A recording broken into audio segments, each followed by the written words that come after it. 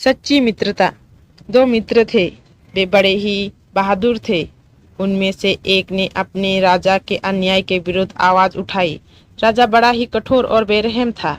जब उसे मालूम हुआ तो उसने उस नौजवान को फांसी पर लटका देने का आदेश दे दिया। नौजवान ने राजा को कहा कि आप जो कर रहे हैं वो ठीक है और मैं खुशी खुशी फांसी चढ़ जाऊंगा, लेकिन आप मुझे थोड़ी मोहलत दीजिए ताकि मैं गांव जाकर अपने बच्चों से मिल आऊं। राजा ने कहा, नहीं, ऐसा नहीं हो सकता, मुझे तुम पर भरोसा नहीं है। तो उस नौजवान के मित्र ने कहा कि महाराज, मैं इसकी जमानत देता हूँ। अगर ये लौट कर नहीं आए तो इसकी जगह मुझे फांसी दे दीजिएगा। राजा हैरान रह गया क्योंकि अब तक उसने ऐसा कोई आदमी नहीं देखा था तो दूसरों के लिए अपनी जान देने को तैयार हो। तो राजा ने उसे गांव जाने की सहमति दे दी और उसे 6 घंटे का टाइम दिया गया। नौजवान चला गया और उसने देखा कि उसे लौटने में 5 घंटे का समय लगेगा और वो आराम से जाकर आ सकता है।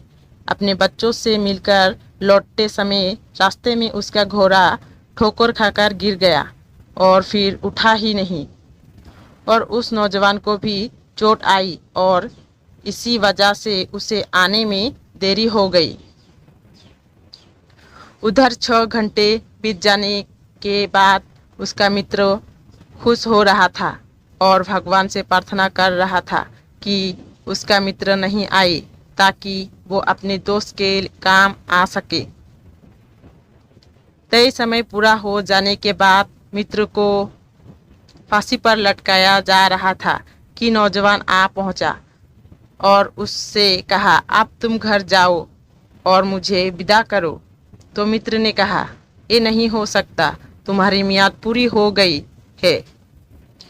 तो नौजवान ने कहा, ये मेरी सजा है, इसलिए मुझे इसे सहने दो, तुम अपने घर जाओ।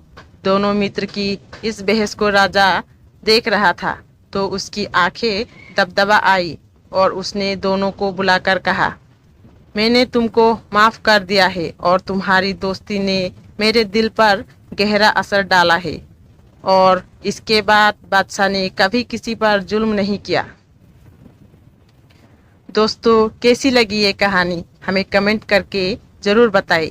और भी बहुत सारी हिंदी नैतिक कहानियाँ, नैतिक शिक्षा की कहानियाँ, मोटिवेशनल कहानियाँ, अच्छी अच्छी कहानियाँ और प्रेरणादायक कहानियाँ सुनने के लिए हमारे चैनल को सब्सक्राइब करें। आपका इस रानीस वॉइस चैनल पर आने के लिए बहुत बहुत धन्यवाद।